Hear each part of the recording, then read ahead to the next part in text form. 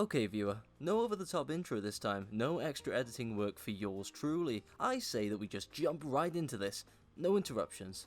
How's that sound? Good. Let's start with the game I'll be talking about today. This game should really need no introduction, its fame What was that? Anyway, let's continue. This game should need no introduction, but allow me to introduce... Alright, that was definitely something. Sorry about this guys, I'll just sort it out,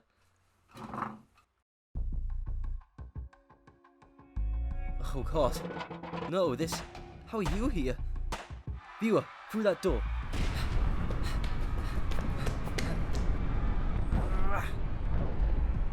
This should hold for now. Ah! He's too strong.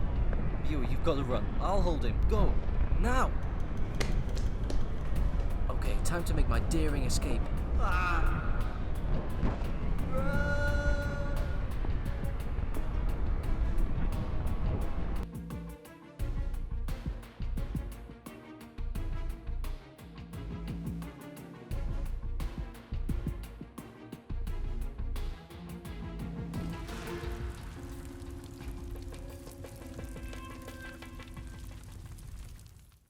First of all, I am once again sorry for that intro. My mind truly needs to chill out. Somehow we have to get beyond this. Allow me to attempt to do just that. Let me take you back to a little time I like to call the 19th of June 2020. It was, I'm sure, a bright summer's morn, with birds chirping from the nearby trees, the streams trickling down the overgrown mountain slopes, not a cloud in the sky, when I first got my hands on the highly anticipated The Last of Us Part 2. This game was set to follow in the footsteps of the prior game in the series, and my, were those quite some prominent footsteps. The first part, releasing in June 2013, is for many the game of a generation, typifying what games had to offer not just gamers, but the wider audience as a whole. Yes, the first part contained a story worthy of any TV series or novel out there, as Joel and basically adoptive daughter Ellie traverse their way through the realistic dark world the game flaunted, with the aim of making it to a rebel faction's outpost where doctors were present, ready and waiting to extract a cure from the immune Ellie for the persistent zombie virus. Throughout the journey, the pair grow as characters, and we feel like we are right there alongside them, growing as people. We smiled, laughed, wept, and despaired at the story they and the developer Naughty Dog had shared with us. And at the end of it all, after countless battles for survival and some questionable choices, Joel and Ellie were safe and well inside a fortified makeshift city, happy-ish until the end of their days. They were happy. I was happy. We were happy. But you've probably already noticed that I've mentioned the dreaded Part 2. You see, that isn't where the story ends, for it was set to continue in a pristine new game. Now, as to whether people wanted the story to continue, that's difficult to truly gauge, but I think the general consensus can be summed up quite well by this headline written for Eurogamer. The Last of Us didn't need a sequel, but we would certainly play it. And Naughty Dog agreed, thinking a sequel would be, if nothing else, financially successful. They also felt like they had the right story for that sequel to warrant its creation. So they gave the green light for development. This new game in the series would have the same main players on board with its conception: Neil Druckmann, creative director of the first game, voice actors Ashley Johnson and Troy Baker, and many more friendly faces returned for the sequel. With ideas aplenty bouncing around the creative table at Naughty Dog, work on the title began in 2014. And as it did, new faces were brought into the project. Hallie Gross of Westworld fame and talented voice actress Laura Bailey joining the crew. More on the latter later. So, work had begun. The game had been announced to the public in 2016 at the PlayStation Experience event of December that year with much fanfare. And following the release of the company's latest entry into the secondary active franchise, Uncharted 4, and the subsequent expansion Lost Legacy in mid-2017, all Naughty Dog personnel shifted their focus onto the highly anticipated The Last of Us Part 2. Development was difficult, it was harsh, the days were long, and the turnover in staff between the two projects presented a challenge in itself, the sheer scale of employee turnover being difficult to manage. Nevertheless, work continued, and then came the big one, E3 2018. To the uninitiated, E3 refers to the gaming trading event, the Electronic Entertainment Expo, an event that only comes around once a year, which companies use to show off the shiny new projects they've been working on to the public, and mainly to investors. It is the main calendar event for any gaming enthusiast out there, and E3 2018 had a lot to offer us, including new gameplay and cinematic footage of The Last of Us Part 2. Audiences were dazzled by the level of visceral brutality this game had adopted, the seemingly smarter AI, the groundbreaking graphical potential. What a show! It had everything bar a release date, but director Neil Druckmann was reluctant to release any kind of date until the game was close to being ready, to avoid fan disappointment. If only he knew. September 2019. The release date drops. This was it. This was the day Naughty Dog felt confident enough to tell everyone that the game was set to be released in February of the following year. The wheels that were already churning on the hype train ramped up to near full velocity. People had for sure booked their days off to spend their sweet time seeing what Joel, Ellie and co were getting up to nowadays. Yes boys, that's right, we're in the final run-in. Nothing could stop us now, the excitement building. Well, okay, that's certainly a little disappointing, but let's just change the tracks here. Driver, redirect all hype train attention for May 29th, 2020. I always liked May better anyway. Did I say May? You must have misheard me. June 2020 is my go-to for all my favourite release dates. June 19th, 2020 to be exact. Yes, June is the one. No, this time that really was the one. The game was released on that day. So the night before release day had rolled around. The final preparations had been made. The final pre-release trailer cut together and released with every Naughty Dog employee on the edge of their proverbial seats. The day had come. The developer had done all they could. It was now up to the consumer to decide on the game's fate. But with a track record like Naughty Dog's, they shouldn't have been worried. In prior works they had really put a foot wrong, meaning they had built up the trust of the fans and the support of the critics, the backing of Sony. It was sure to be a success. Nothing could go awry. Nothing. And it didn't. Success across the board. The reviews incredible. A masterpiece worthy of its predecessor. The best narrative he's ever played. Made her aware of the things they had took for granted. The characters complex and human. It may surpass the achievements of its predecessor. It's not perfect, but still amazing. Wait, what? Winning the most Game of the Year awards in the history of gaming, surpassing The Witcher 3.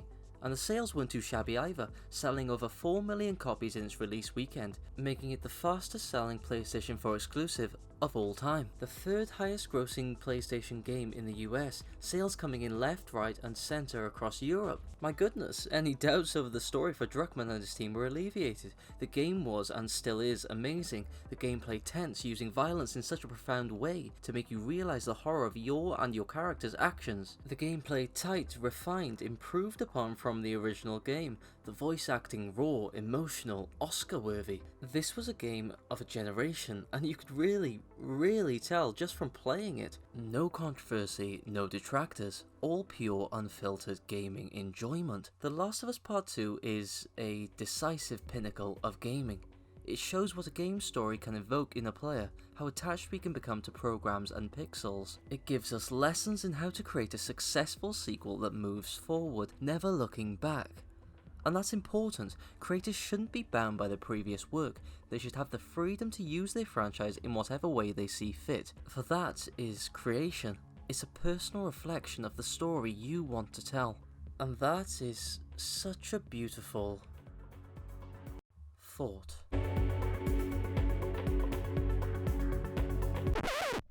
Okay, I can already see the comments now. Well, I don't really get comments, but if I did, they would be saying, well, hold on chap, you glossed over major parts there, what, chip cheerio. And to that I say, great decorum sir, yes, and sorry, but I feel it's of importance to note first that The Last of Us Part 2 is a success in a certain light. I could paint the picture that it was all rosy, but that would be disingenuous and unfair to you, viewer. So here's the true story, with a little more context. And we start in the most logical place. We look at another game entirely. Uncharted 4. Uncharted 4 was said to be the latest game in the beloved Uncharted series. It's imperative to establish that these games were adored by the PlayStation fanbase, and that the fans cared about where developer Naughty Dog would take the series following the quite incredible Uncharted 3. There was pressure here. Work began on the new installment in 2011 alongside work on the original The Last of Us. Naughty Dog splitting into two teams to complete both projects alongside each other, Neil Druckmann directing The Last of Us, Justin Richmond directing Uncharted 4. Yes, both teams worked side by side on the different projects, interchanging as they went like a well-oiled machine. Development of The Last of Us completing in 2013, its remastered version for the new PS4 console releasing the following year. As one side enjoyed all the joys of game development, the notoriety, the praise, the satisfaction of a job well done, on the Uncharted end, turmoil and chaos had reared their ugly heads. Yes, come 2014, both the director Richmond and the series' long-standing writer Amy Hennig had parted ways with the company, leaving the future of the series up in the air. However, the team, despite the major departures, were quite far along in the development process, so it was a no-brainer that the project should and would be completed. To do this though, they would need a new creative director to join the team. What other notorious director do Naughty Dog have at their disposal? That's right, a one Mr. Neil Druckmann. In the preliminary stages of working and conceptualizing The Last of Us Part 2, Druckmann was rather dragged onto the team working on Uncharted 4 along with his co-director for The Last of Us, Bruce Straley. Not comfortable with attempting to adapt another story, Druckmann threw out about 8 months of Hennig's work on the script for the game to replace it with his own take on the game's story. Whether this was necessary for our benefit we'll never quite know, but the decision resulted in a few additional months being added on to development time, a delay or two, and an extra bit of crunch time for the employees, but ultimately Uncharted 4 was released in 2016. Reviews were mixed, but Naughty Dog had compiled a finished, well-loved product that served as a good entry into a long-running franchise. No sleep for the wicked though, as Druckmann returned to The Last of Us Part 2 full-time in 2017, following the release of Uncharted's expansion, Lost Legacy. What you're witnessing here is a team and a director that are in a constant period of stress, overworked, pressurized and under the public's microscope. These are very human beings who are being pushed to their mental limit, attempting to best a near perfect generational game. What an uphill battle just to start with, but add in the tumultuous changes Naughty Dog were undertaking, then it's a near impossible task. Story fine-tuning, rewrites and alterations proved bothersome as more time was needed to implement them into the final product. Yet still, the team, beaten and bruised under the weight of the gaming industry, persevered. They worked tirelessly day and night to get this game done and finished for the fans. It was running as smoothly as it could have been at this point. And then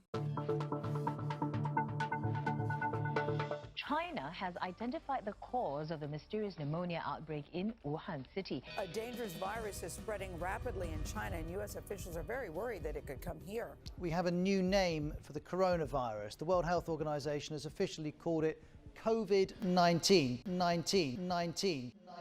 The new disease had halted all work in the studio in early 2020 as they transitioned to working from home instead. I'm unable to describe just how unprecedented this was for the gaming company, but the effects were there for all to see. COVID contributing to a couple of the delays, the full 350 strong team relocating to their home environments to continue and complete work on the game for about half a year before the final release. What was already a pressure cauldron-like atmosphere of time crunching and meeting targets in the studio was now brought to the employees' homes.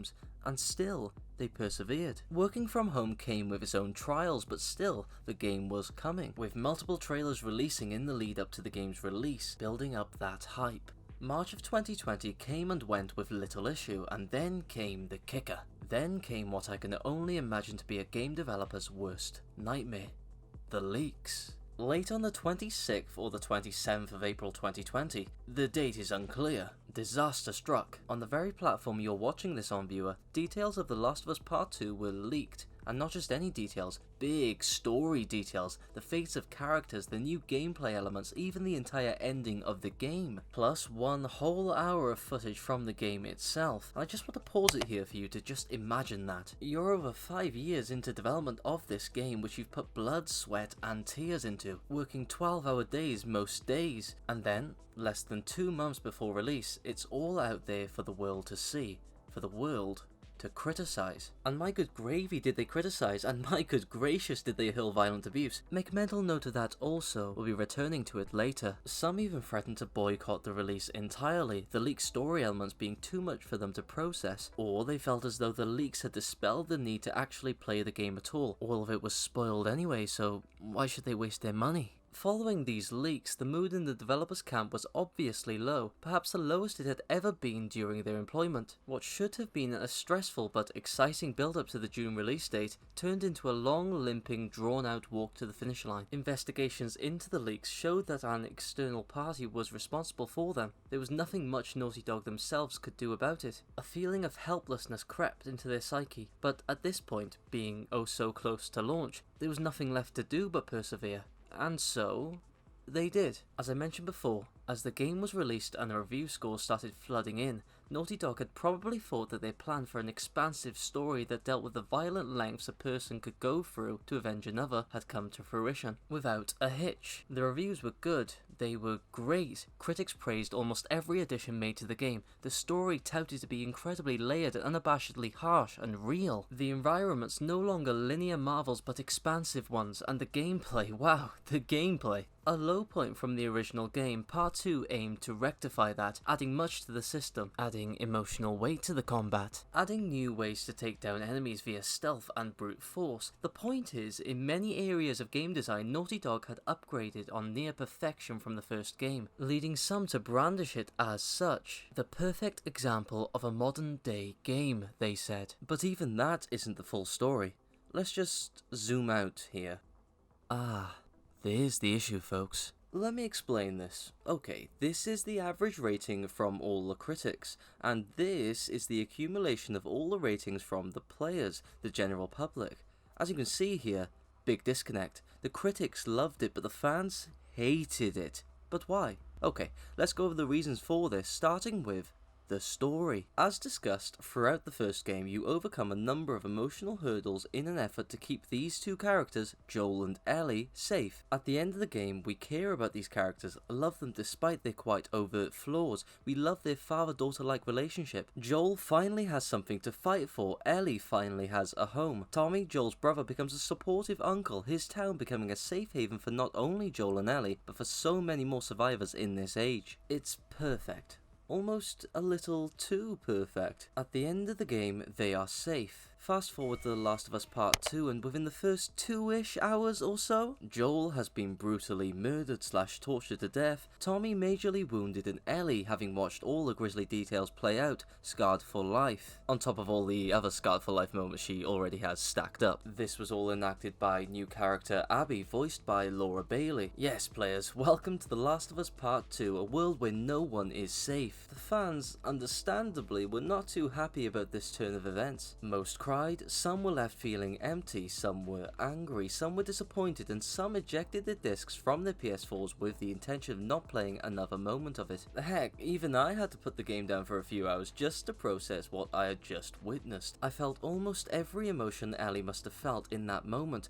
and when the scene was over, I felt a kind of hopeless, helpless loss that I have only ever experienced in my darkest of moments. And around about here in the game's story is where the review bombing started. Fans angry at Joel's fate flocked to Metacritic to post their angry reviews based on what they had just witnessed. You see, this 5-something average is actually the best this game has ever done on the platform. When the game first released, we were in the low 3s. This is due to review bombing.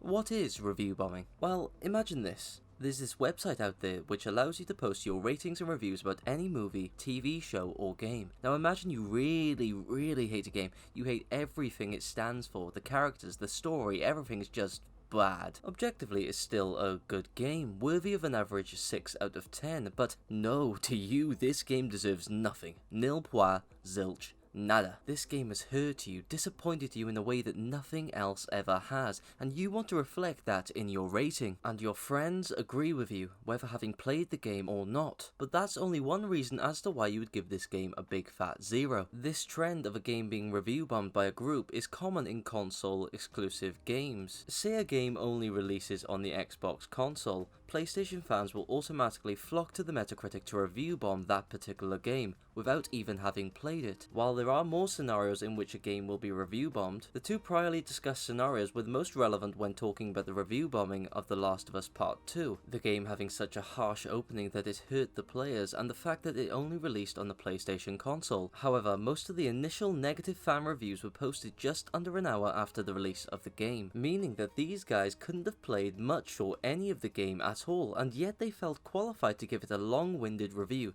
the wording of which rather curiously rehashing the details contained in the original leaks. And then, as a reaction, overly supportive die-hard fans of Naughty Dog gave the game a 10 within a similar time frame to blindly combat these review bombers. This battle represents a trend that happens all the time, and one which I wholly despise. Seeing this reaction all play out as a consumer who purchased the game a day after release was certainly eye-opening. What it was an overwhelming explosion of vile hatred and equally vile blind support, and it contained your own opinion of the game as it no doubt tainted mine. Luckily though, I had somehow managed to avoid the majority of spoilers, so my responses to most of the game's plot points were relatively genuine. Genuine enough to talk about the real criticisms, which we'll get to in due time. For now though, I want to talk a bit more about what happens when criticism goes too far. What happens when someone uses their anonymity granted to them via the use of the internet. Some really messed up stuff.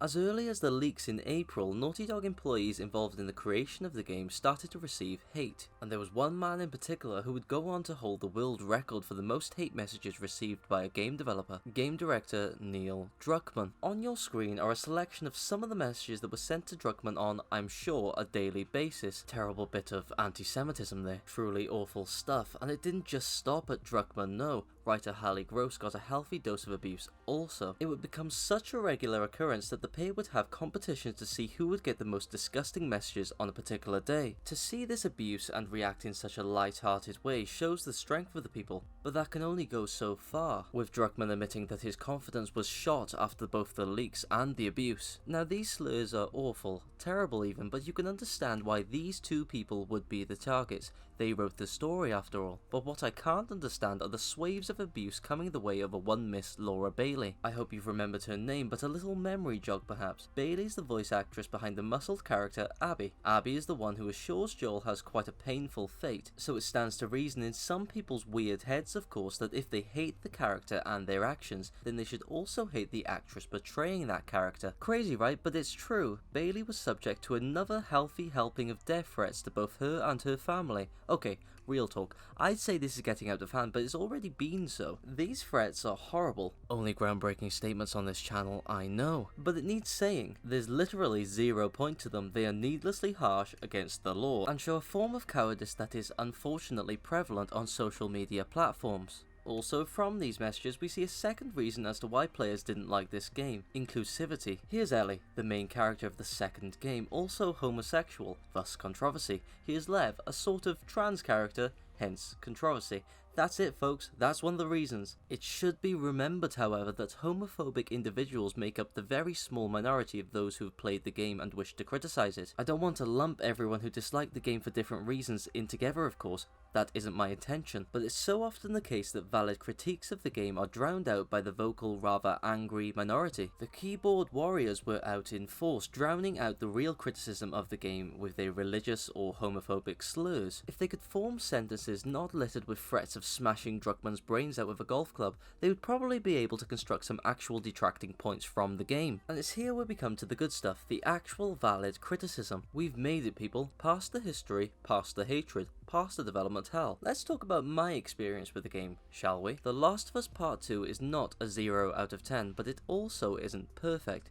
Let's break this game down a bit, starting with the gameplay. It could be safely said that the gameplay in this installment one-ups its predecessor in so many ways, adding whole new methods to take down the expanded roster of infected protagonists face. Also, it may sound a little strange, but the simple ability to crawl in this game brought so much to the experience, as battles could now be fought on 3 levels. 1, your classic stealth crouch level, 2, your average run and gun, and the 3rd, crawling. Underneath trucks, air conditioning things, or just about any patch of grass. You could go anywhere using this crawling mechanic. I bet the developer had fun weaving it into the level design. Gunfights were a little bit more attritional, the realistic sway being up tier to indicate you were playing as a different, more inexperienced character as compared to the first game. The AI better, but still not too great. The puzzle solving in the majority of the game left a lot to be desired, but succeeded in being challenging at times. The level design mirrors this, although it does lead to some quite gorgeous environments for you to explore. I also personally love the exploration elements they added, especially when you first explore the massive sprawling city of Seattle. Yes, this was something fresh to the series, borrowed off of Uncharted 4. These expansive areas do fade as the game goes on, to the game's detriment, but this was intended by the developer to provide the player with a tighter grasp on the story. Now let's talk about that infamous story. I'll summarize it for you.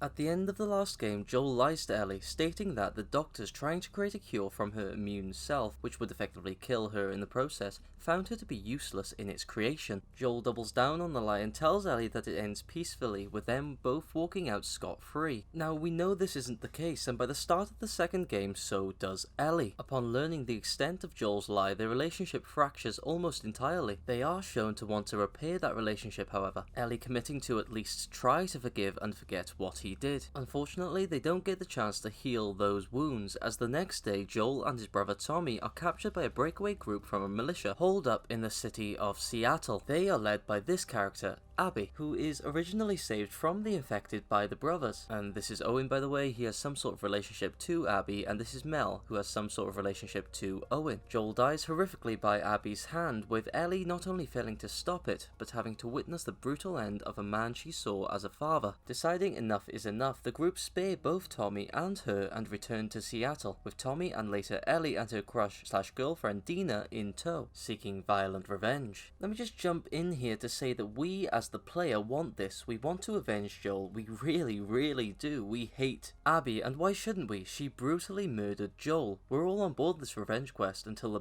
bitter end. And it's exactly the feeling that Druckmann wanted to instill in the player. Anger from pain. So, picking up various clues along the way in Seattle, Ellie and Dina, separated from Tommy, hunt down each member of the gang that murdered Joel, with the sole goal being to find the one who delivered the killing blow, Abby, with a side caveat of Ellie serenading Dina with an acoustic version of Take On Me. Joel had taught her how to play the guitar like he had promised in the original game. It's a beautiful scene, but keep Ellie's ability to play the guitar in mind. We get away from this nice distraction and return to the matter at hand. So, throughout the process, the endless killing of the gang members began to play on my mind. Compounding this, every faceless enemy in the game is named. Their friends cry out their names as you end their lives. It's terribly effective. However, it can become a little stale if you are Ramboing your way through every area. I didn't experience that though, no. For me, every single killing blow made me reflect on my actions as the game went on. This ever-growing feeling persisted and was heightened by the deaths of each gang member. Most were avoidable. All were brutal. Ellie and my attachment to her character was changing, but having found Tommy and with Dina being pregnant, it's a long story. Basically, this guy is Dina's ex, Jesse, who followed the pair to Seattle wanting to help.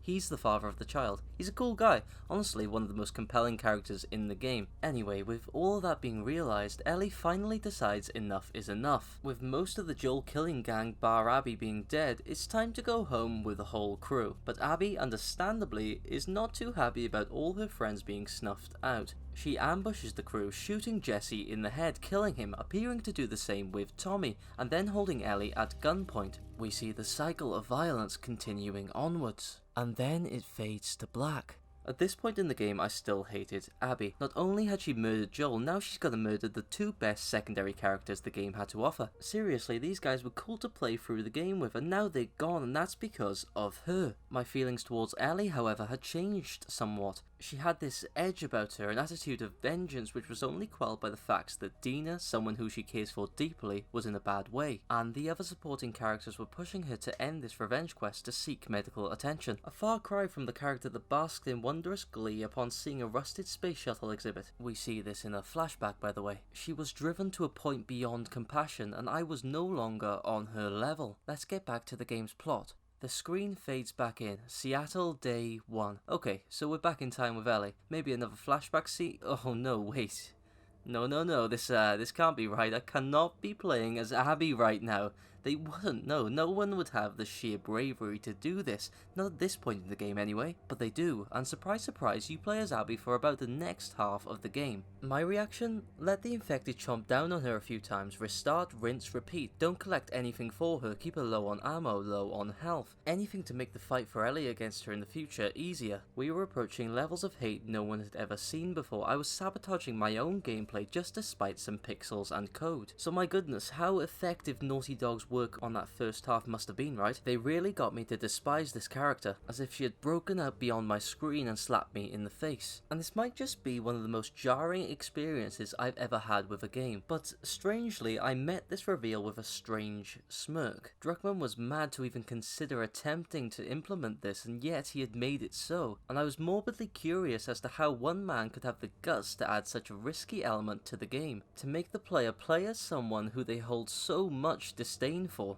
And yet I was forced to play as her for the next 8 hours or more, and as the hours drew on I slowly realised that she wasn't just going to go away, so reluctantly I came to terms with it. During our time with her we get to see the relationships between the group. This is Owen, remember him? He has an on-again, off-again relationship with Abby throughout her story, mostly off because Abby still relates his presence to the time she found her father dead. And he is Mel, remember her? Mel's a doctor and the current girlfriend of Owen, and she's also heavily pregnant. We'll learn of their fates later. Nevertheless, I started exploring more towards the end of her section, started picking up every bit of ammo again, started to emotionally engage with the characters on Abby's side of the story. I grew to appreciate how Abby begins to change her outlook on the other faction her militia group are at odds with, the Scars. 2 runaways from the mysterious religious cultist sect, saving her from certain death. Lev and Yara, at a great cost to the latter, deciding to repay the favour and help the wounded Scar, Lara. Her and Lev travel together seeking medicine from a nearby hospital. To do so, Abby betrays her militia group in the process and fights, whoa, whatever the hecking heck this is. The point is, through conversations with Scar sympathiser and close friend Owen, and with her experiences with the pair of runaways, Abby changes her outlook on the group. Eventually, she goes on to cut ties with her militia altogether and favours helping the pair of children, whom without her would be lost. She goes through so much personal growth, and we even get to see why she went to such lengths with Joel. You see this doctor, the one that was due to extract a cure for the virus from Ellie's brain, which would end her life in the process? The doctor that Joel straight up kills at the end of the first game. Yeah, he just so happens to be Abby's dad. So yeah, that would be the reason. An understandable one. Yes, it perhaps doesn't absolve her of all her torturous acts, but it does give us some kind of reasoning behind the decisions she made. And with this we see resemblances in her situation to that of Ellie's. The cycle of violence continues. Getting back to the story, the militia plan a full frontal assault on the Scars on their home island base. Abby and Lev catch wind of this, and Lev, after being told it would be too dangerous to do so, travels back to the island in search of his mother. Abby and Yara follow and Lev is saved, with Yara perishing in the process. Then follows climactic scene after climactic scene. Then the pair return to Owen's hideout. Why is Owen hiding, I hear you ask? Well, Owen is seen as a traitor by the militia group after he defends a Scar from being killed, killing one of his own men in the process. He's hiding here, Mel knows about it, and they both help Yara here after she's wounded. So Abby returns here after the goings-on the island. She finds Owen, the man she kinda sorta loves, and the very pregnant Mel, who are both part of the Joel killing posse, both dead. This forces Abby to descend into that dark place once more, that mindset of hatred and revenge. And she knows just who did this. And with Lev, she finds her, and she kills Jesse and Tommy, and raises her own gun towards Ellie, and the cinematic rolls. Okay, we've seen both sides now, no need to play as Abby for this one. Put me in control of Ellie, please. Please, guys. Any moment now? But it never happens. You and Lev take on Ellie and the very sick Dina, laying the beat down on the characters that yes may have lost their way as of late, but they're still characters you care for. You want them to get out of this one safe. So that's why every hit, every button prompt pressed came with a pang of guilt, a type of horror I had never experienced. Closing in on the conclusion of the fight, I, like Ellie, just wanted it all to be over. Let's pick up what little we have left and go our separate ways.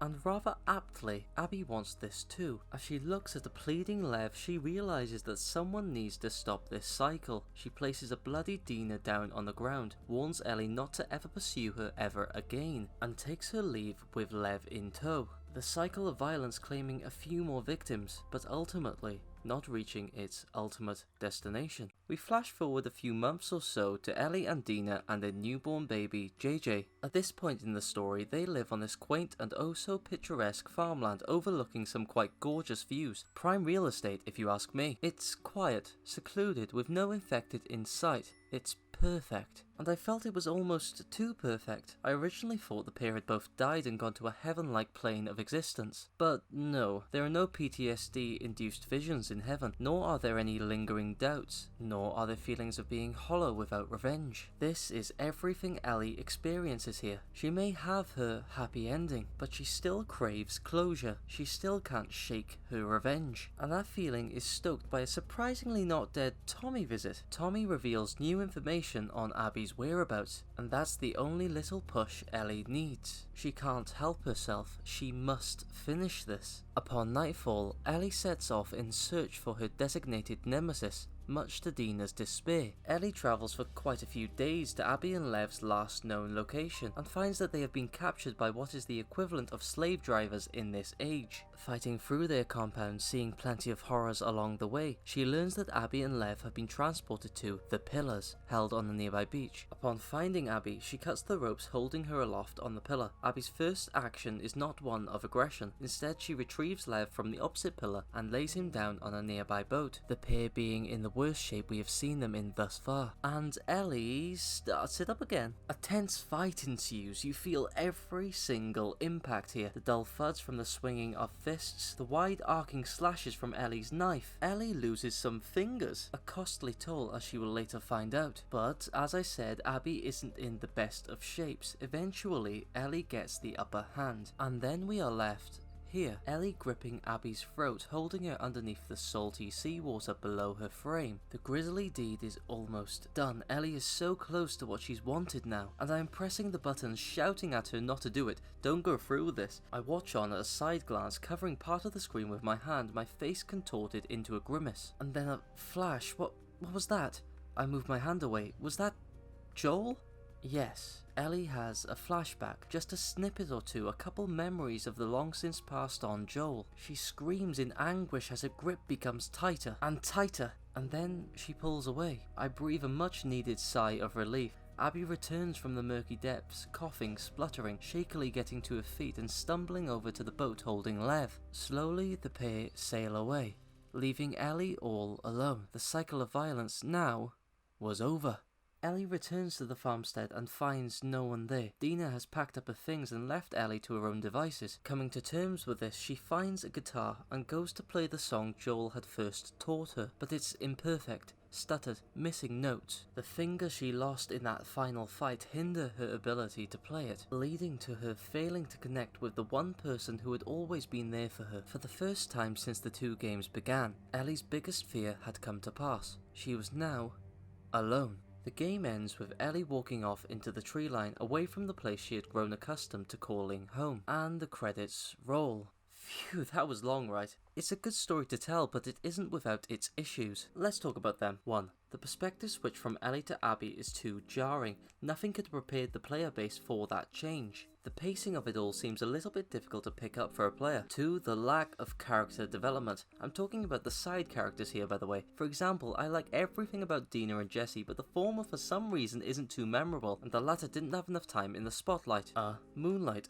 Evidence of this could be me saying I could list off all the characters I loved from the first game off by heart. Bill, Tess, Henry, David, all great characters, but coming into the second one I felt as though I needed to play the game again just to jog my memory on their names. That is my personal opinion, however. But most would struggle to remember one quality the leader of Abby's militia group had, apart from he's there in one scene and dies in the next. 3. Let's move on to the obvious uses of writing techniques. This is Abby's dad. You've met him before. In his first scene in the game, he tracks down and saves a zebra from some barbed wire. How can you hate a man that cares for animals? You can't. It's all in an effort to make you realise that this guy that's about to be offed by Joel is a good man. Other scenes with him present him as a layered character, such as the scene where he story doubts the morality of ending a girl's life to save countless others, but it's just in this one opening scene where I believe it's laid on a little too thick, and considering it's the first scene you get to see of this character, it may leave a bad taste in your players' mouths. And number 4, and the big one for me, is the fact that I believe they did almost too good of a job in the first half.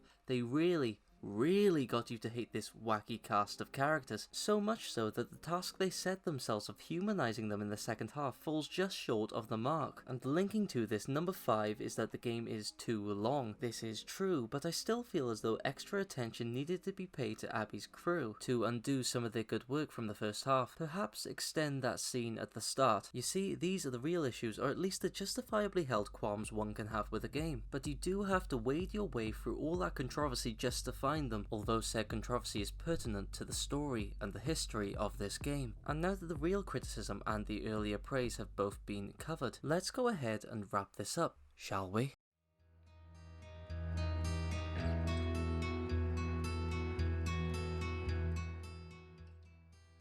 The Last of Us Part 2 is a divisive turning point in gaming.